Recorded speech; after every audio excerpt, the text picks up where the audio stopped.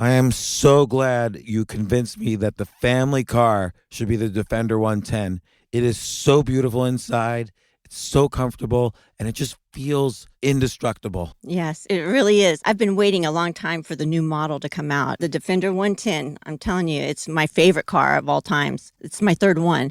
You know, I have stories of going off road. The guy managed the group. He was like, "What are you doing in this beautiful car?" I'm like, "I'm going off road." He's like, "Are you sure? Because you can use one of ours." And then they look like Mad Max cars. I'm like, no, we're going to do this. And he was shocked.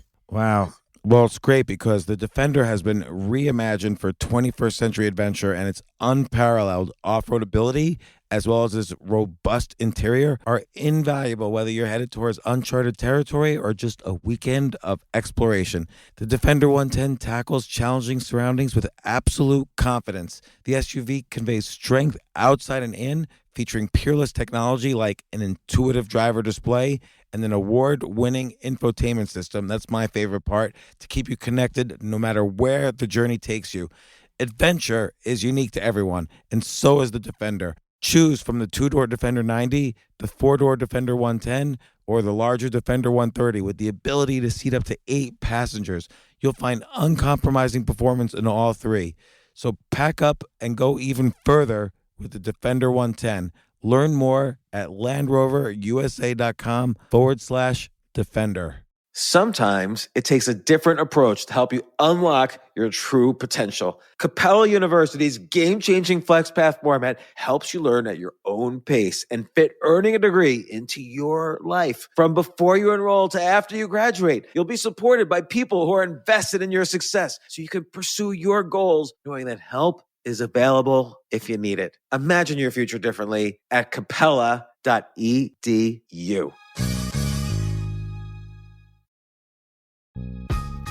This isn't your average business podcast, and he's not your average host. This is the James Altucher Show on the Stansberry Radio Network.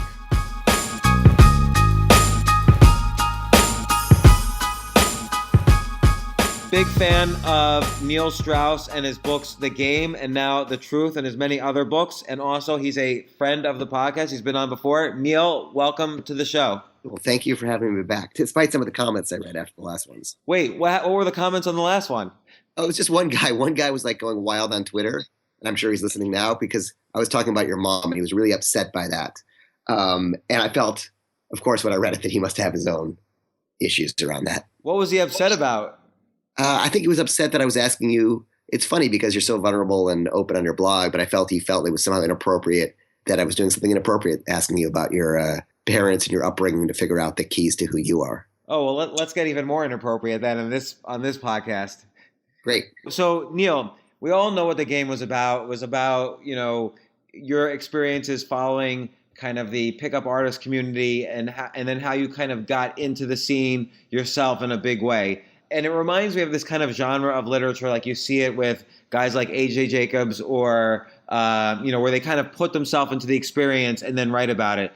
Josh Foer, who wrote about, becoming the U.S. memory champion, or Stephen Fatsis, who becomes a big Scrabble player. You became one of the best guys in the pickup artist community, but now you wrote this book, The Truth, which it's not quite the opposite of what you were saying in The Game, but it's a totally different book. It's totally revealing. I would be scared to death to write a book like that. And it's basically what you are going through as you experience or you try to find the truth about relationships. Do you want to describe, so I've read the book several times now. I could describe the whole book from beginning to end, but I don't know how much of a reveal you want to give here. But what do you want to describe what the truth was about? Sure. I mean, first of all, you could probably do it better because I'm so close to it. And secondly, I'm open to discussing or revealing anything. I feel like the book is divided into 3 parts, and it's basically shame is kind of the first part, and exploration is the second part, and satisfaction sort of combined with health is like the third part. And I'm being very broad and general, and we could start to narrow down, but would you say that's kind of true? Every interpretation, I suppose, is true, and I haven't heard it described that way, but it's a really great analysis of it. I think it's right, though I hadn't thought of it myself like that at all. I think that's great. Well, I'm curious then why you haven't thought about this. Let's drill down. So shame, I kind of feel, because in the beginning you cheat on your girlfriend, Right. and there's kind of a reveal later about her, but you cheat on your girlfriend and you're ashamed about it. So you go to essentially sex rehab and exploring this shame and like why you feel the way you do about cheating and so on. So let me ask you, how's your interpretation different? Oh no, it's interesting. I mean, I think my interpretation is I never thought of each chapter as sort of each section as a sort of emotional theme versus the storytelling arc. So I think so I think yours is absolutely accurate. I think when I try to think what I think about it as, I don't know. It's it's the oddest thing. If you ask me to describe any of my other books, I could give you like a little capsule phrase. And this one, I'm so close to it that even after I did a bunch of interviews for it, I still felt every time I wasn't able to represent the book. It's very odd. Well, it's interesting because you're so close to it. Because to some extent, I mean, you were living like basically you and I'm going to stick to the first section for a little bit. You cheated on Ingrid, your girlfriend at the time. You kind of go into the why, the how, what you felt like. The writing itself is great. Like everything's a cliffhanger, a page turner. I feel like I'm reading a novel while I'm reading it. After you wrote the book, did you feel uncomfortable with all the things you were saying in there? A few things. I guess every book I've ever written, I've been scared to put it out. And if you're scared before you're putting it out, it's a good thing. So I did feel that fear, and that fear is a sign that you're really saying something meaningful or vulnerable or important. And I think I had paved the way a little bit because I did books with rock stars and cultural figure books with Motley Crue and Marilyn Manson and all these other autobiographies that I kind of wrote with them. And so we had a bunch of rules for them, and I really held them to those rules, which are A, you have to tell everything. B, you can't be afraid of what anyone else thinks, like your kids or your wife or your mother or your father. You just have to tell the truth. Otherwise, you're robbing hundreds of thousands or millions of readers for just one person. And 3 is you have to say even the things that make you look bad. And if someone wasn't able to do that, I wouldn't do a book with them. And I had to hold myself to those same standards. I think it's so interesting because so many people decide not to write a book because they can't. I would say 99% of the people who start books can't follow those rules. And that ultimately separates out art from either not doing a book or not doing a good book. Yeah, exactly. Or one that just sells for like a month because someone's internal fan base buys it and then it just disappears. And I think it's true. And what I learned from those books was that if you share the things you're most afraid to share, you'll resonate with everyone else because they have those secrets and those feelings locked up inside, or you'll resonate with a certain kind of person who you're speaking for. Great. So we're all in these relationships where obviously we like look at other women and, some people act on that, some people don't. What do you think, now looking back on it, what do you think in that relationship with Ingrid, initially made you act on it? And you explore this deeply in the first chapter, the first section, but without any real conclusion to it. There's just a lot of theoretical stuff, not theoretical in a bad way, but like you have so many different opinions on what could have happened when sometimes people just wander. Well, I think there's always a reason for what you're doing. And if you don't know the reason, then you're maybe living an unconscious life. So to back up over a couple things we said earlier, one is the reason why that person who texted, who Twittered caught my eye was I realized he's not defending you. He's defending his mom, right? He was defending his mom because the reason why it stuck in my head, I was like, oh, I want to talk to this guy. I'm doing this whole podcast just for him to say, hey, listen, if you don't defend a parent because you want to just see the truth. And I'm probably I'm going to go like a step deeper than I want to, both for this guy and both because it addresses what you wanted to talk about, which is that you're living an unconscious life if you don't understand yourself. So part of the goal of the book was to understand my behavior. How could I cheat on somebody I care about and I love or supposedly love and want to have a relationship and want to have a family with? Like you said, sometimes people just stray. But if you think about it, you're violating your ethical, or at least I was. I don't know what everyone else's ethical system is, but you're violating your ethical system, your moral system. You're sabotaging your future. You're hurting. All these things are going in there. So it's not just straying. It's really you're committing an act of trauma against, psychological health of another human being. You really are. Yeah. So why do people do that? It's simply this. They're compulsive behaviors, right? If we have a compulsive behavior, think about all your books are about choice. When you're not making a choice in your own life, you're under control of compulsivity. It could simply be this: I'm going to stop eating, refined sugar. You can make that choice today, easy to say, or anything else. But if you still eat it after having made the decision not to eat it, then you've been hijacked by something stronger than your decision-making process or your will or what have you. And then maybe you need to explore why that is. So there are many reasons why people cheat. The biggest reasons people cheat is I'll get back to it in a second. Man, this is going to get kind of deep right away, but we're going for it. You can't do a podcast without saying something that makes you scared. That's right. I think there are many reasons people cheat, but I think the biggest reason why is a fear of intimacy. And it sounds like an overall thing. If someone said that, I would be like annoyed if Dr. Drew, when someone says that, but I want to explain kind of what I mean by that. And again, so what it means is this: hey, first of all, everybody's free. You're free to do whatever you want. If you're married or you're in a relationship and you meet someone and you want to have sex with them, you're absolutely free to do that. Even if you're in a relationship, you just have to be honest and accept the consequences of it, right? You're sort of saying that you should have the same standards in life that you actually have in your writing or that you acquire in your co-authors on books. You're kind of equating the two in a weird way. Yeah, it's funny. I didn't make that connection, but I think it's absolutely true. And you can tell your partner you're doing that. And if sleeping with that person is more important than your relationship, then go for it. But people start to get this idea that I'm trapped. I'm trapped in my marriage. I'm trapped in my relationship. And it's a story they're telling themselves. It's a psychological story, because I think growing up, and this is where the why comes in, for a lot of people, they grew up trapped by someone else's needs. And those needs were usually the parent of the same sex that they're attracted to. So in my case, it would be, here we go back to mom. In my case, it would be mom. And so why I got passionate about that Twitter guy is because I thought, if you're defending a parent, then you don't get the gift of seeing yourself. So when we talk about mom and dad, we're not accusing them of doing anything wrong. Everybody is imperfect, and we're just trying to see ourselves objectively. What factors in our upbringing, which shaped our entire brain and our entire belief system, or at least the architecture of our brain, caused us to make the decisions we make.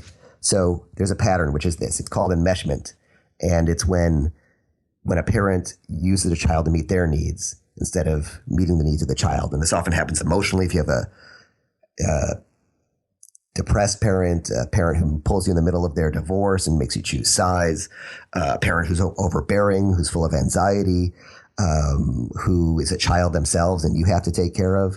All these reasons cause you to kind of lose your childhood. And as soon as you get trapped in a relationship where someone else's needs overwhelm your own, or you feel their needs as demands, I'll talk about myself. This was 100% true for me. You start looking for an escape. The needier they get, the more you draw away. The more you draw away, they get even needier. You start to look for an escape or a way out or some outlet to release the anxiety and tension, and that often becomes the affair. And it sounds insane, and it took me a while to believe it, but if you start to watch this pattern, you really see it happen. And as an example, when the Ashley Madison hack happened, I looked at an interview with some of the guys who were caught cheating. In the first interview, I think it ran in Vice. The guy said, "My biggest fear is that I'll get divorced." And they go, "Why?" And he says, "Well, I just can't get divorced while my mom is alive. It would break her heart." Oh, that's so interesting. Right. So he's still worried about, his mom's needs over his own. I've seen in one article where you've said people tend to marry or have relationships with, or at least become close with people who are the opposite of their, let's say, opposite sex parent. But I've also read that men tend to marry their moms. So which one do you think is more true? Because they're both. I've read both sides. Yeah, I think it's true that you can marry someone like that parent, or you can marry someone who is the opposite. So you can marry in reaction to that parent. But I think the deeper thing is that we look to marry, and again, I would say probably 60% of a certain percentage of your audience is really getting insight from this, and some audience is resisting it, and whether you're getting insight or resisting also is going to depend on how you were raised. So I think it's fascinating. But if you look at it, your first experiences with love, your template for love and care is set by those parents. So here's what I think happens: you look for somebody who embodies, and this comes from a guy named Harville Hendricks, who writes a lot about relationships. You look for somebody who embodies the worst traits about your parents, trying to change them and get them to give you what you never got as a child. And it sounds kind of heavy, but often that's what happens. I'll give you an example. So you had enmeshment. Your mom was very needy and was also somewhat controlling. Like, how did you at least initially, did you see those worst traits in Ingrid, or like what happened? Yeah, for sure. Like, I think Ingrid is, when we did Strengths Finders, that test where it tells you your strengths, her strengths are like, command. So she's very commanding. She's very assertive. And of course, when I met her, I thought, oh, she's sweet. She's nothing like mom. And then as the relationship goes on, those personality characteristics come on, the command and the, assertiveness and the stubbornness and all these things. And at that point, you have a choice. The choice is to either A, tell your old story and let the relationship dissolve into a power struggle that ends badly. And the old story could be, look, she's trying to control me. She's telling me what to do. I was happy before. I had my freedom. Or the other choice is to say, oh, this isn't coming from a place of fear and anxiety or whatever I had growing up. This is coming from a place of love. That's just who she is. And I need to work on myself and not see it as control, but to see it as a confident person who I wanted to marry. What if her, let's say, commanding side is coming from her own issues, though, of like who her father was, versus you? It's 100% coming from her own issues. That's why the cover of the book are these puzzle pieces fitting together. If you really do this, if you want to do an interesting dialogue or figure out stuff out with your partner, see how similar your mom was to their mom or your dad was to their dad. You'll find things are either almost very much the same or exactly complementary. So for sure, growing up, it generally tends to be the pattern that someone who is enmeshed, as we said, by the sex of parent they're attracted to will connect with somebody who was abandoned by the sex of parent they're attracted to. So one person's automatically going to be needier in the relationship. The other person's going to be more avoidant in the relationship. So anyway, in her case, specifically, she was always the rescuer in her family. She had a rescue mom. If she didn't rescue mom from the bad men mom was dating, the bad abandoning men mom was dating, no one would be safe. So she gets into kind of hero mode, right? And she'll want to save the day by taking charge, and that will trigger my own issues of control. And I hope that everyone who's here in a relationship has either recognizes how this can happen, and that what I was going to say earlier was the biggest epiphany I got from the book. I want to talk about how to get past this, but the biggest epiphany I got from the book is this: your relationship has nothing to do with the other person. The success of your relationship has really nothing to do with the other person. It all has to do with how you relate to the other person. It has to do with you. Let me ask about that, because let's say you're with somebody and I don't know, and you decide you don't want to be with somebody who's going to cheat on you, and they cheat on you. So that's something that was outside of your kind of, let's say, sphere of influence there. Now it has nothing to do with you. It could be her own issues or his own issues, depending on who you are. What are you supposed to do? You don't say it's my own problem. She's the one or he's the one who cheated. You might leave the relationship because it's not for you. Exactly. So there are two things. One is, your choice is how you relate to them. So I know people who cheat. A lot of people say I would leave that person as soon as they cheated, but often when that rupture happens, they stay in the relationship and distrust them the whole time. So it's still how you relate to them. You find out they cheated, and you can either have the self-esteem to walk away, or B, if they show not a willingness to change, but they actually go and do the work and are willing to earn back trust. If you choose to, you can stay, but those are all your choices you're making. And secondly, is you also chose that person. So what part of you chose that person? And look for that in the next relationship. If somebody says all men cheat or all women cheat, I always think, well, you've chosen the men or women who cheat, or you chose to see men or women that way, and what part is your responsibility. And so it's all, one thing I really appreciate in the book is that I get this overwhelming sense that you want to get to a point where you're not judging anybody and you're not being judged. and you're trying to find throughout this, so we're going to get into the sort of might be considered the more meatier section in a second, but I sort of feel like throughout all of this, you're just trying to find out what you like and how you can express what you like in a way where you're not going to be judged and you're not going to judge the people around you. And that, sort of makes for a good relationship if you're both happy in that context. It is amazing. Like, so much of the time when I hear somebody complaining about their partner and I got to drill in, like I'll really find that their story is just not the truth and it's mostly about the way they see him. And so to close the question from before, so what do you do?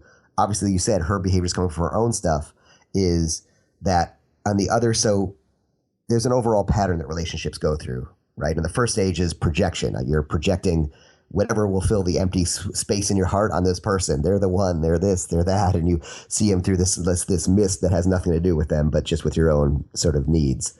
And then gradually it comes to a point where, there's always that 3 month or 6 month window where, when someone can't have a relationship longer than 6 months, you realize they've never actually been in a relationship, where you start to see the real person. And that's when people get upset. They say they tricked me, or I was disillusioned, they say. And to quote Joseph Campbell, he says there's nothing better than being disillusioned because now your illusions are gone. You're seeing the real person. So at that point, you actually get to see the real person. Those issues start to come out. All the childhood fears come out. All the imperfections start to come out. And then a phase that they call the power struggle occurs. And then on the other side of that are several choices. And either A, there's a marriage or a relationship where we're always fighting and arguing and intensity, or B, there's one where you're living two separate lives in under one roof. 3, you separate, or 4, you work through it. And the way that Ingrid and I work through it through all the work in the book and consultants of all these experts is that we recognize what's ours in the relationship. So I think, hey, like she knows when she's taking over in hero mode that it's about her issues and not about me. And I know it's about my issues, not about her. You kind of just gave the reveal, which is that you cheated on Ingrid. Then you go through all this sex rehab. Then you explore all the alternatives. And when I say explore all the alternatives, it's everything from like orgies to sex parties to the house where you're all living together and trying to have kind of almost this commune-like sex house. And then finally, the reveal of the book is you get back together with Ingrid, you're married, and you have a kid. Right. And by the way, I always thought I knew like anyone could look me up and see that I was married. So I always thought of it, the book, like Double Indemnity, where you know the answer at the end, but you want to know how did that get there and how did it happen and what can I learn about myself along the way. And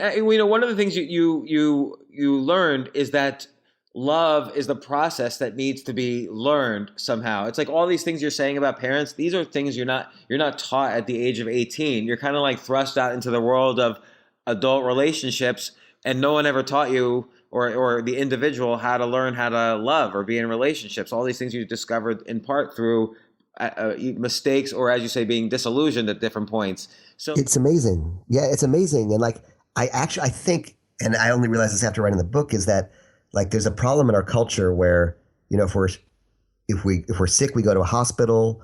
For our physical health, for our intellectual health, we have to go to school. But we're not taught about our emotional health, and there's nothing. And the only reason we get any instruction on our emotional health is if we really sort of are really behaviorally sick in some way. And I think that culture needs some apparatus for teaching people about emotional health, because I hear even people thinking they're talking about positive stuff, talking about really emotionally unhealthy things that sound good in our culture. You made the first attempt, again, in this first section where you tried to go to sex rehab and you were exposed to, let's say, a couple different philosophies of rehab, and that means, I mean, like my feeling is when I see, celebrity just checked in for sex addiction rehabilitation, I think that sounds like BS. Right. It's funny when people say that that's just an excuse to win back the public or to win back your wife or your partner or something. And I'm sure some people go into rehab for that reason, but I think for most of the people they're really trying to find out, what's wrong with them. I'll tell you why I love addiction therapy and I love rehab, even if I don't necessarily believe in addiction, in say sex addiction as it's defined by most of the people who define it. Why I love it is this, because lives are at stake. So for most people who get therapy, you go in an office and you talk with someone who's way overpriced for like an hour, and then you leave with a couple pieces of advice or a couple thoughts, or maybe they just listen to you. And then there's no treatment plan. It goes on forever. But in rehab, it's like, okay, if there's not a change, you may die, right? You may, shoot up too much. You may, an esophageal vein may burst from alcohol. You may actually die. Or you may get a fatal disease of some sort. So lives are at stake, and so they just have to use what works. And I think the therapy model they use there could be more widespread across to everybody in the good therapies where they really deal with good rehabs where they really deal with what we're calling your core issues, your core family issues. And so that's where you started to kind of, that's where you started talking about enmeshment and so on in the book. Right. Yeah, and so the answer to your question is, when I checked in and at various points, they said that sex addiction was if you watch porn, if you masturbate, and I think there's some groups that, like Sexaholics Anonymous, where if you have premarital sex, that's all sex addiction. I probably just made almost every one of your listeners a sex addict. So it's so insane. So I think like the bludgeon of sex addiction is often used to advance a sex negative stance, on society. So that's where it's detrimental more so than people just claiming it. But that said, there are obviously people with sexually compulsive behaviors that hurt their lives and the lives of people around them, and in other cases are just straight up abusive and illegal and everything. So I think if you have any behavior you can't control, especially if it's one that's harmful to you and the lives of others, look into it, whether you call it an addiction or not. You reached this interesting position in the book where it felt like you were getting some nuggets from the sex rehab, but you weren't quite like an addict, let's say, like many people might be. So eventually you check yourself out. But what would you say is the one thing you gained the most from the experience in this part of the book? The awareness. And it's fascinating. So I gained the awareness of all the patterns that play out in my life that cause me to be dysfunctional in relationships. So I gained the awareness, but the amazing thing was that the awareness was not enough. And that's kind of where that second section begins. And by the way, I was thinking about your intro at the beginning of the show, and I'm not sure about those books. I know for some of the books are book ideas. Someone comes up with a book idea and a proposal. They sell the proposal. They go do the book. In my case, for my books, I'm just living my life and have a problem that I try to fix. And at some point along the way, I'm in the midst of it. And then I think, you know what, I need to write a book about this because I'm sure other people have this problem. Maybe I can solve it. So the game, you were fascinated by this community, but then you became so fascinated you wanted to become a part of it and even like dominate it. And in this one, The Truth, it's more memoirish in the sense that this is like you're telling an interesting story that a lot of people can relate to. And it happens to be a very compelling story about sex and relationships and your own experience, your own very intense experiences with it. Part of the thing I was wondering when I was reading the book was, this sounds almost like, did you throw yourself into all this drama so you could write a book? Oh yeah, I wish I could say yes. Because let's go into the second section, what I define as the second section. You go all out, like. I think, honestly, I'm just going to be real honest. I think if I was like at a sex party, I would not function because I would just be like totally nervous about everything happening around me. And I think you sort of eased into it that way as well. Like you were just, it was like, it seemed scary to you at first, but then you like full force got into it. Exactly. No, I relate to that neuroticness. I mean, here's the irony was, so yeah, I after I went through all this and I really tried for a year to do all the sex addiction stuff and stay in the program and all that other stuff that they want you to do. I was just like, you know what? Monogamy isn't natural. It makes no sense. I felt like I was it just felt unnatural. I was unhappy. I was miserable. I'm just like, why am I going along with this? Like, there's nothing in science. There's nothing in biology. There's nothing that says that human beings are supposed to be monogamous. And so I thought maybe, and this is when I decided to write a book. It was going to be a very different book. I thought, you know what?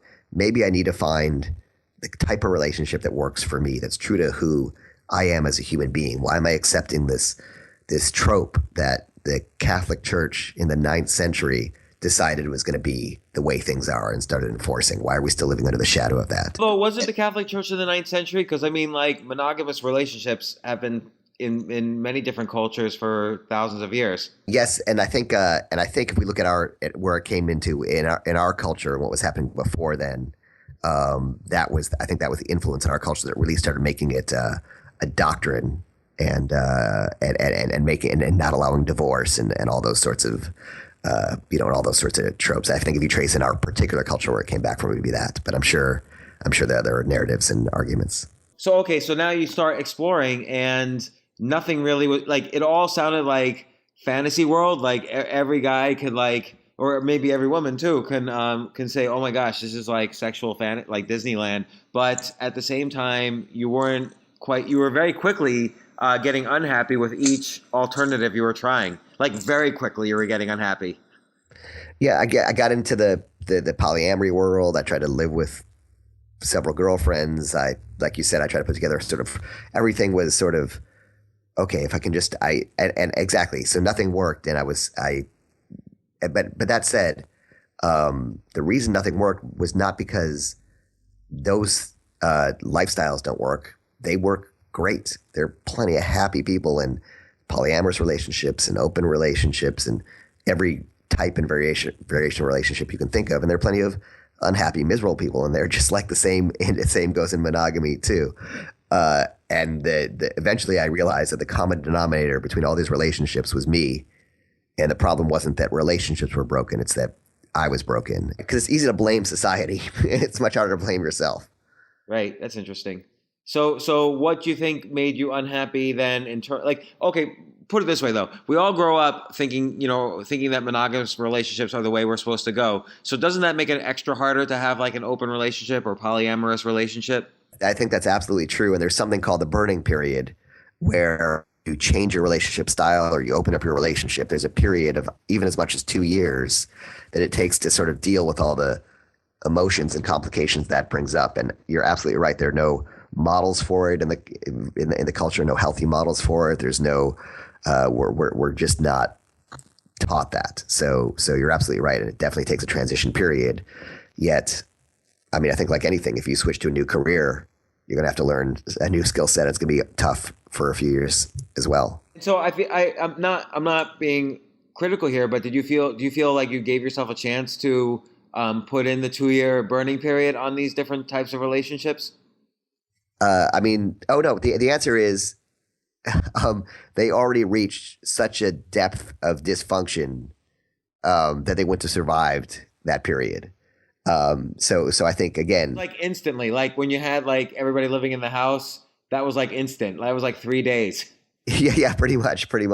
Yeah, and I thought this would be great. I'm going to choose 3 people who I've had non-monogamous experiences with already, and we'll love to get together in a house and we'll talk about this, and it'll really be about sexual freedom and exploring and fun and connection and freedom. And within like a few days, it's and I really thought that in my head. Yet in retrospect, having talked about enmeshment, if I feel trapped by the needs of one person, I'm going to feel 3 times as trapped by the needs of 3 people. And if you can't handle a relationship with one person, then don't try to do it with 2 or 3 or 4. One other thing I was curious about was, there was like basically 3 women. What if they had outside relationships? Were you okay with that? Oh yeah, of course. Yeah, I was okay with that. In fact, I think one of them may have. I think one of them did. Yeah, one of them had someone. Yeah, I was okay with that. Of course, it wasn't like going to be some kind of like, patriarchal, backward thing. Of course, everybody was free to do what they wanted. But yet, now that you're in a monogamous marriage with kid, if Ingrid were to suddenly start having sex with somebody else, it would probably upset you. But it's funny. I'm actually not. Here's the conclusion I came to, and that Ingrid's feels too, is that the whole idea of monogamy and non-monogamy is just a stupid dichotomy. Like there's nothing like, there's no truth to monogamy or non-monogamy. It's just a cultural concept. And the marriage that we kind of chose to have. And first of all, when I got back together with her, I just wanted to be with her. I had no desire to be with anybody else. And over time we really discussed this stuff, and especially after she read the book. And what we said is that whatever our marriage is, we're going to do whatever is true to the 3 entities that are in our relationship, which is me, her, and the relationship itself. So if it's healthy for those three things, then we'll do them. We don't have to define itself by anything. So, for example, if I'm on a book tour and I meet somebody and I want to sleep with them, is that healthy for her, the relationship? Not really. So that doesn't need to be done. But maybe there are other things or adventures, or maybe there's a later point when it is. So we're going to be true to ourselves, not to some vague cultural concept. So it's funny because all the press was really, I want to say the press was very sex negative about the book, because it was all like, whatever, game author embraces monogamous marriage or something. And I thought it's not like promiscuity is bad. It's not like monogamy is bad. It's not like non-monogamy is bad. It's why you're doing stuff that makes it bad. It's not, or it makes it unhealthy. It's not what you're doing. So how do we all kind of work internally on sort of building that health so that we can handle, let's say, either, or basically handle the type of relationship that you're handling right now? Great. Yeah. So I would say the answer is, and by the way, the other key to the relationship is really honesty. I really am.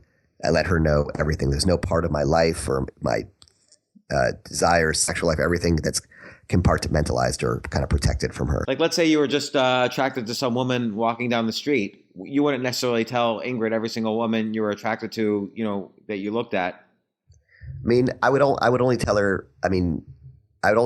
First of all, she did her own work to get past her own fears. So a lot of times when someone's like worried about someone watching porn or being attracted to other women, what they're really worried about is being abandoned, right? There's nothing wrong with having desire for another human being. There's nothing wrong with that. But some people in relationships have so much fear about that because it's about their own abandonment issues. They're worried that they're not worthy enough, or they'll lose that person. And through control, they feel like they can get safety. So Ingrid did her own work as well. And without me even requesting or saying anything, when I got back, she saw how much I had changed through all the work I'd done after this whole period we talked about. And she started getting interested, and she started working on her own stuff. And then I think together we met at that place where she had less fear of abandonment. I had less fear of being smothered or trapped. And then together we could kind of build something new.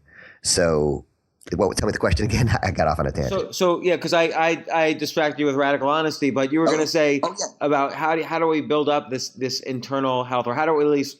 I don't think anybody can be totally healthy. I think it's a daily sort of practice. But how do we? What is that practice? There's a phrase I use. You have to become a scientist of your own lows. So you have to take the journey, your own journey, and that journey is to really discover, yourself. And to find the person you were kind of born to be or supposed to be, and find the part of yourself that's creative, that creates in life. People talk about the authentic and false self, but they're so hard to determine. So I prefer the terms the creative self that brings forth and creates, and the destructive self. The part that overreacts to things, the part that hurts relationships, the parts that hurts yourself. And so by looking at the points where your response is inappropriate to the situation, or where you can start to find, let's say, the unhealthy psychological cancers that you can start to zap. I like this notion of overreact because it also feels like a very, I'm going to call it secular Buddhist notion. The idea of noticing yourself reacting perhaps irrationally to something in the world, and just simply noticing it is kind of the key to dealing with it. Yeah, and I think the first step is to notice. And by the way, an overreaction doesn't have to be getting angry or losing your temper. It can also be shutting down. It can be being, snide and critical. There are places we overreact, and what it is it's you react as if it's or fear. I'm sure a lot of people have a fear of fears that aren't valid. Fears of around money and other things. So where do we go into survival mode when we're actually going to survive and our life isn't in danger? And it's probably because back when we were a child, it was survival mode, but now it's not, because we're adults who can take care of ourselves, and we're going to be okay. As long as we're not killed, we're going to be okay, or almost whatever happens. So looking at those things, you can start to almost run a virus scan. It's running a virus scan on yourself and finding the bugs in your operating system. That's really interesting, because the reality is we assuming no major bad things happen, we are probably going to be okay and live long lives. There's an average lifespan of if you're already like in your 40s, your average lifespan could be in your 80s now. So you're going to be okay in the long run, at least in terms of living on this planet. But we kind of bog ourselves down with so many stresses. Like, is she doing this? Am I losing money on this? Am I worried about this? Or why are they treating me like this? And all of these things are so unimportant. And I guess that's a little what you mean by health. But again, how can we start to deal with that better and better? So here's what you do. Number one is like what we were just talking about. So the first step is self-awareness, really becoming aware of the things that drive you. And like you said earlier, sometimes people just cheat. Sometimes if you accept that way of thinking, or then you need to know the why. You need to know the why of why you do the things you do and who you are and why you are that way. Really understanding the root causes. So the first thing is to become aware of them. Okay, but that's a challenge because most people don't look the layers deep. They don't have the ability or they don't want to. Yeah, I mean, it's true. And the reason they don't want to is because we built defenses against the pain inside, right? And they don't want to because of that pain, especially people who are sort of, grandiose or feel like they're better than others. Or this writer, James Hollis, who I love and just spoke to this group I run, said narcissism is the reflection of of someone who's of an empty inside. He said it much more eloquently than I did. But we have to recognize the walls we put up to protect ourselves. Irving Yalom was a writer, described stuff as, imagine a city that's built a wall around itself to protect itself from invaders, and years later, hundreds of years later, the invaders go away and the wall's still up, even though the invaders are gone. So we have to break down those walls, and it's scary because we've been trained by these habits at 10, 20, 30, 40, 50 years to think they're still out there. So we're going to have a lot of fear. A lot of times you don't even realize that they're there. I just want to tell you a recent experience. So I had something relatively traumatic happen to me recently, and I realized in the past 2 months that just looking back on it, I wasn't aware of it at the time, but I canceled every single trip, like business trip or vacation trip outside of New York.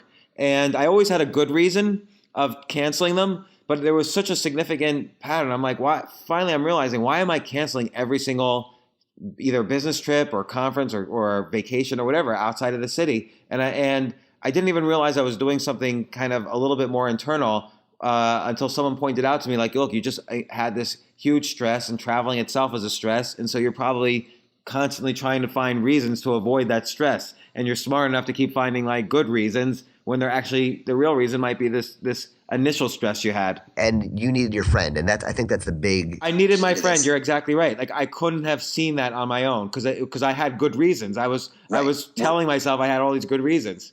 The smarter you are, the easier it is to fool yourself. and I fool myself all the time. So you're really smart. Yeah.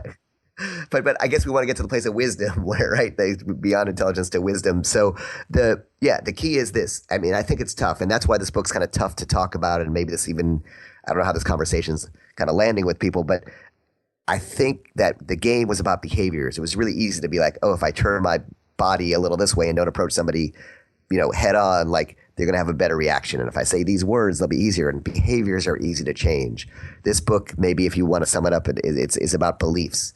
And it's so hard to recognize your beliefs, let alone change them, because you're living with yourself. Like, trying to see yourself is like trying to touch your left elbow with your left hand. Everyone else can do it but you. Well, it's funny because in the game, you're trying to basically create these artificial conditions where you feel like you're in control of a social situation. Whereas in the truth, you kind of had to give up control in order to finally find, essentially the marriage that you're in right now. Yeah, you nailed it. You nailed it, because in childhood, of course, I couldn't let myself be vulnerable or defenseless because I would be, hurt or extinguished or what, and so. Other than the enmeshment with your mother, and you discuss that in the book, do you think there were other reasons you felt that way? Like, did you think you were unworthy in some way of women? So kind of cheating or using pickup techniques or whatever. Oh, for sure. For sure. Yeah, I think for sure there are plenty of other reasons. Another reason is validation, right? Like, I find that a lot of guys who read the game and are attracted to that, had a critical parent who was made a bit well-meaning, but it was always like, you just got a B, that should have been an A, or, you're not good enough at that, or your brother or sister are better at that. And the parent was using criticism, trying to motivate them to greatness. And all the parent did was crush and destroy their self-esteem. And then you walk around feeling like not enough. And you said shame, and shame's the key word. Anytime you're out there and you feel less than somebody else, because all human beings are of equal worth and value. Whenever you feel less than somebody, like someone's better than you, your shame's just been triggered. So that's one key to identifying that stuff. And so you walk around in constant shame, and meeting someone and having them like you. Then we have to. It doesn't have to be about sex. Having them just like you. Some people who flirt, right, for positive attention is like a shot of heroin to that sense of shame. The validation is the drug. So what made you finally say, okay, I can't handle all this stuff anymore. I'm going to go back to Ingrid and see what that's like. It was the producer Rick Rubin, who's in the book, and I write for Rolling Stone, and he was very non-judgmental of you in this weird way throughout the whole book. Like, he was like this cool guy who was always pointing things out to you, but hey, you were still like surfing together and stuff. It wasn't like, oh, I can't be friends with Neil anymore. No, he was like a true friend, and I think you'd need someone in your life, and if you don't have it, I can talk about that, but you need someone in your life who can reflect yourself back to you so you can see yourself a little bit. And he said, look, you got everything you wanted in the game. I remember when he read the game when it first came out, he said, I don't think it's done. And I was like, oh, you're just a perfectionist. It's done. And he said, you got everything you wanted. Why are you still not happy? And so that maybe was the conversation, or it was actually probably 100 conversations before I realized he was right. I was like, what are you talking about? I'm happy, before I realized he was right. And that really was what set off the journey in addition to my guilt over what I'd done. What happened then? So Rick is talking to you and you're not happy, but you're going through, you're happy. First off, what was the most amazingly pleasurable experience during this exploration period? So people could kind of judge what you were giving up when you kind of went back to, let's call it quasi-monogamy. No, good question, because we've been talking about it, this heavy stuff, and so I would probably say it was when I was this sounds so quote unquote heteronormative, sort of like very sort of like normal heterosexual culture fantasy. So I think it was when I was dating somebody and she also liked women, so we would bring lots of female partners home. And so they're definitely like literally probably when I wrote those books on Motley Crue and Marilyn Manson and Jenna Jameson, all these books looking for those to be around people who had these larger than life sexual experiences. I was finally having ones even maybe they hadn't had. So that was definitely the most like decadent period. And were your friends like jealous of you? Either a little jealous or a little living vicariously. But you must have been so busy, you probably didn't have time to like get back to your quote unquote normal life. Like it's pretty busy to do the exploration you were doing. Yeah, no, I remember like the other, or they would try to like kind of hang out to like, I remember they like show up at my house at like weird hours just to see if like there was something going on that maybe there was like somebody going spare or something. It was really like very, very like, yeah, I mean, I don't know. It's funny. There's something called euphoric recall where you imagine the imagined experiences in the past is great. But I'll tell you the challenge of being with multiple people is not actually people think, oh, what's the choreography of it? It's actually the mental choreography, because we're with a bunch of different people. Someone's, worried about something. Someone else is uncomfortable with this. Someone else is, they have a partner, they're cheating on someone, or someone else, maybe it's a woman with her girlfriend, or girlfriend's not into a guy being there. Like, so you're actually dealing with the mental choreography, not the physical as much, especially if you're like me or like you, or and semi-neurotic. Yeah. I honestly, I don't think I would like it very much, because I think, I mean, obviously there seems like great aspects of it, but I think I would just be constantly jealous or insecure, to be honest. But I will say, maybe you just have to go through the burning period enough to do it. But I will say there were definitely, like, if I think about it, there were definitely like some sexual moments that were like, you know, probably like the high of a heroin addict's greatest rush that I'll probably never, that, you know, that I'll never forget as far as peak kind of pleasure fantasy experiences. And so, okay, so coming down from this, they're in the book. I feel like talking about them seems. No, they're definitely in the book, and I'm gonna keep recommending the book. But I want to get now into, so you get back together with Ingrid, and you know, even more so in terms of writing. So let's just skip ahead. You get back together with Ingrid, and you're married, you have a kid. Obviously, you've made huge changes and decisions, and then you write this book, and she reads it. That must have been a scary moment for you when she's reading the book. Yeah, for sure. I think that definitely the moment when Ingrid read the book, and it's got everything. And the scary part wasn't the experiences I was just talking about, because those things happen where we're apart. The scary part was me talking about my inner monologue sometimes when I'm with her and I'm resenting this and annoyed by this. You know, that was the scariest part. And she read most of it, just the worst parts really. And as she said, she read it more like a journal or a diary than like a book. And she was upset for a couple of days, and we kind of talked through everything so she could really understand it. And since then, it honestly has been the best thing that's ever happened to us, because, as I said earlier, there are really no secret. She really knows me. And I think giving the partner the gift of really knowing you and then being able to make a choice, because that's what we do when we cheat. We say we do what we want to do, but they don't get a choice. You know, they don't get a choice of whether they want to accept us or not, knowing who we are and what we've done. So, and her knowing all that and making the choice and knowing who I am and knowing there's nothing hidden. A lot of the fears and insecurities in the relationship came from her not knowing stuff. Really, just were great. It really brought the relationship to a new place. So I recommend everybody do it. It was kind of resolving the uncertainty plus saying, hey, I'm here. I'm like going to tell you all this, but I'm also here. So then she could kind of trust that you're there. Yep. That's a great way to put it. And the truth is, if you show yourself to somebody, right? If you show yourself to somebody and they choose no, they're doing you a favor. That means that person's not right for you. Do you really want to go through your life? You know, I talk to people and they're talking about gaming their wives or their husbands, or their books like kind of Why Men Love Bitches that are about, or, you know, even the game to a certain degree, but about emotionally withholding a relationship so your husband doesn't think you're too needy. My thought is, like, if you're not showing up as yourself in your relationship, you're not in a relationship. Yeah. So once she read the book, did she ever feel like, oh my gosh, Neil has this great outlet. He can be creative. He can write a book and talk about all this stuff. But now I'm going through all these things. Like, what's her creative outlet to kind of do psychic surgery on herself? Yeah, well, it's interesting. I went through some really cool processes, and I wanted to come back to that because we never really talked about the ways to kind of get over stuff. And she went through some of the processes that I went through in the book, and they're available to anybody. But I found that what really works to change is so anyway. So she went through that stuff herself, and she's super creative anyway.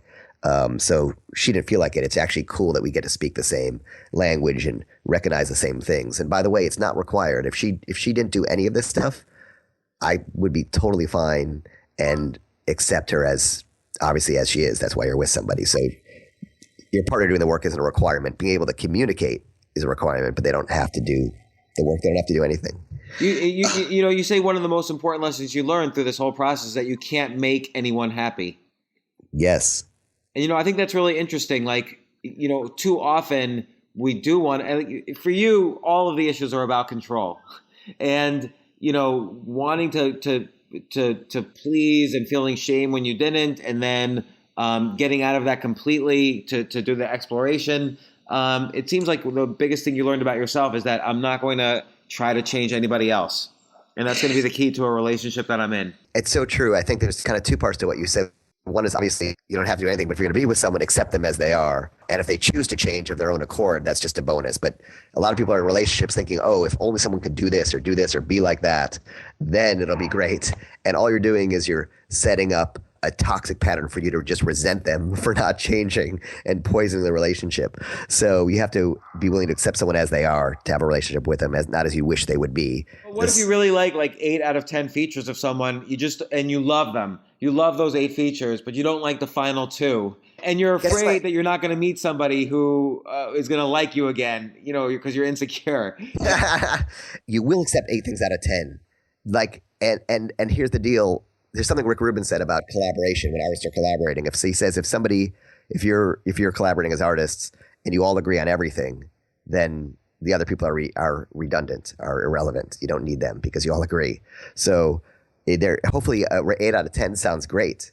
And then it is your work to learn to accept the 2 things out of 10 that allow them to be in a unique individual who's different than you. 8 out of 10 sounds awesome. Yeah, I kind of like that. And then what was the second part of your question? You're afraid that if things don't work out, like let's say the 2 things are actually intolerable to you, like for instance they want to cheat on you or whatever, and you don't like that, but you're afraid that you're just not going to meet someone who's got these 8 things that you really love. Yeah, got it. So I think that does happen. People stay in relationships because they're afraid they can't meet someone else again. First of all, I would look at the things that are intolerable to you, because if they're like if you're afraid that they're going to cheat on you, it may be your own story that comes from your own abandonment, or because mom cheated on dad or dad cheated on mom. So the first thing is the things that are supposedly intolerable to you. I would really look at those things and see what of yourself are you projecting onto those things. So I would first explore that. Secondly, if they are intolerable, such as somebody is emotionally or physically abusive, right? And cheating is emotional abuse, I would say. It's just funny. I think that fear keeps people in relationships that I won't find someone again. And that comes from a core belief that you're not lovable. So if you think about the 2 things you said, and I'm just thinking out loud right now, the 2 things you said are nothing about the other person. They're about your own belief that you're not lovable. Again, you might have been just projecting about someone else, but maybe not. Because A, I'm afraid that she'll cheat on me means there's someone better out here for her than me. B, I won't meet anyone means no one else will love me. So they'll come. So those things are actually all about you and the belief I'm not lovable. So I'd work on that, because guess what? Any relationship you get in with the belief I'm not lovable will probably become a self-fulfilling prophecy. It's interesting because this is related to the idea. I think I heard you mention this on another podcast where relationships aren't about like, we're kind of like in this success or failure binary society, and so you either like are married forever, or it's a quote unquote success, or you're divorced and you somehow failed. And you mentioned that relationships are more like something to learn from rather than say that was a success or that's a failure. Do you and I feel that's what the truth was all about, like kind of what you learned at each step of the way and all these different relationships you had. I think that's so true. I really think that people say if a relationship ended, they think it's a failure. I think the failed relationships are the ones that last longer than it should. When I talk to somebody, such as when I look at my parents' relationship, they've been unhappily together for something like 50 years. So like afraid to fail. Yeah. But the failure is staying in an unhealthy relationship that's not good for your spirit. Right. So you have to kind of redefine your definition of failure. And that applies to every area of life, like book writing, business, relationships, and so on. That failure, quote unquote, society's definition of failure might just mean, what can I do better from here? Yeah. It's funny, I watch, and I agree with what you're saying, because I think yourself, me, everyone else who's been successful in life says there's no such thing as failure. There's only learning lessons. But I learned something from my son, who's now 9 months, which is when he's learning to walk or he's learning to sit up. He's always practicing, like all day long. He'll practice. First it was trying to roll over, then it was sitting, standing, now walking. He's always practicing. And when he's practicing, he can just do it all day. There are very few times when he tries, he gets frustrated and annoyed. So I just think, how can I be in the state of practice versus the state of trying? I love that. I think that's how can I be in a state of practice versus a state of trying is like such an important notion. This begs the question, really. You wrote this book. It's so intense about relationships and everything we go through in relationships, which are really kind of the most important things in our life. What are you going to do next? You're going to have to like totally turn into a drug addict or something. Like, what's going to happen to Neil? Yeah. No, it's funny. You know what? I think that maybe the cycle of, books that are about problems in my life that I try to solve may be at an end. And there's some other books that I have under contract that I want to write. I really want to write a book. I want to write a book. I think this is going to be the next book. It's really going to be about communication, because I think people do it really badly and don't get heard. And I think people listen really poorly and don't actually hear what other people are saying, and they make up a bunch of stuff that they assume is that way and respond accordingly. And then this leads to a lot of everything from murders to divorces to pain, suffering, misery, and disconnection. So I think I'd love to write something about communication that maybe is an addendum of sorts to this book, but not necessarily related to it. That's just about rethinking how we speak and listen. One final question. I heard somewhere you say that you have to remove the phrase "what if" from your vocabulary, and I didn't quite understand what that meant. Simple example is so many people I talk to about relationships may say, well, I'm happy now, but what if? And everyone has their one. What if? What if she cheats on me? What if I cheat on her or him? What if I grow bored? What if they grow bored? They project so many what ifs, and a what if is what? A what if is a fear of the future. And all the people, and by the way, myself included, I was the master of ambivalence. I would always be like, what if I get bored? What if I want to sleep with someone else? What if I end up as unhappy as my mom and dad did? All those things. And I realized that whenever I was what ifing, my worries about the future kept me from being like appreciating the love I had in the present. And so by changing what if to I will accept it if she cheats on me. I will accept it if I cheat on her. I will accept it if she grows bored of me. I will accept it if I grow bored of her. Allow me to let go of that. So what if is about the future, but why is about the past? So if something happens that, let's say your partner does, to not ask why, because you're never going to get an answer. Like if she does something, let's say she cheats and you didn't like that, you can't really ask why, and because you can't change the past. You could just say something like, I wish this hadn't happened, but I wish still sounds like a hope. That I wish sounds even more like a hope to change it. I guess you have to say I'll accept it too. And I guess you can say why about yourself. You can't say why about someone else. Like I think you're saying you can say why about yourself. Why did I? What drew me to that person? Is there what responsibility might I have? How can I? Why did I? When it was going under my nose, was I blind to it? Because a lot of times people know it's happening, but they're or know that it's there, but they sort of stay in fantasy. So you can say the why about yourself, but I think you're right. Saying the why about the other person, there's a phrase called pain chopping.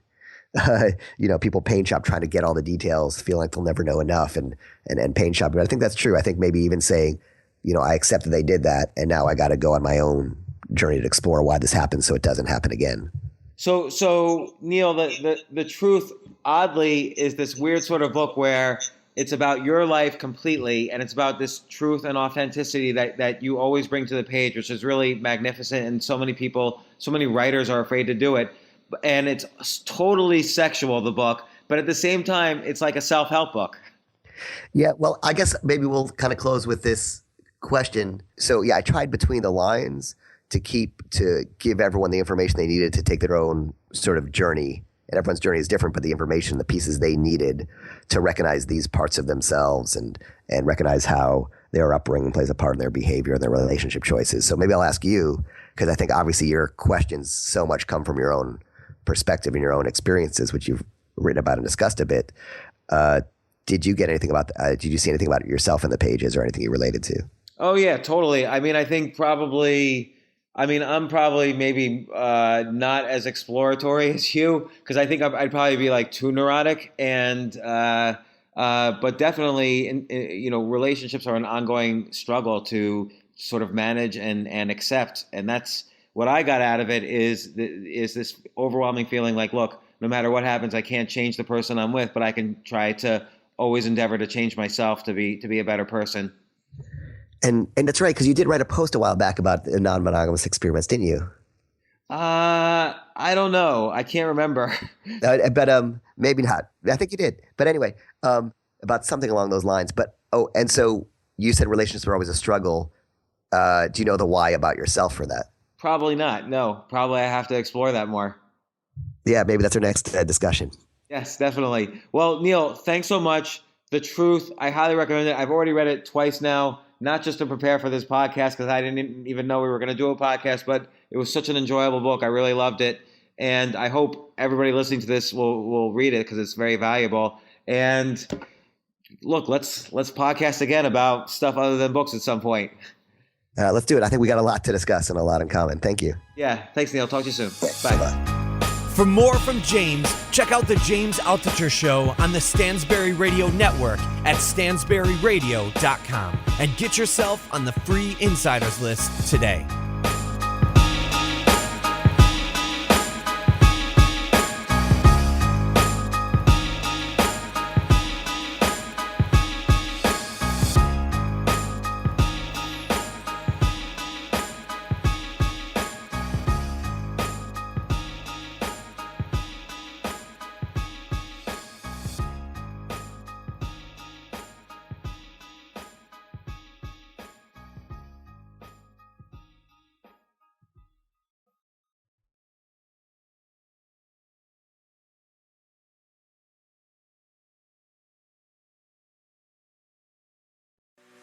I created this idea called Generation W. It's all about educating, inspiring, connecting women. And it's about building community at the same time. It's not like women are on some outpost somewhere, right? Just like no ethnic people are on some outpost there, people of color, right? We're all together. So if we learn how to appreciate each other, we elevate one, we elevate us all. And so for the first year, that's where we started. And we had 700 people show up. They had no idea what they were showing up to, but they loved it. They said, we want more.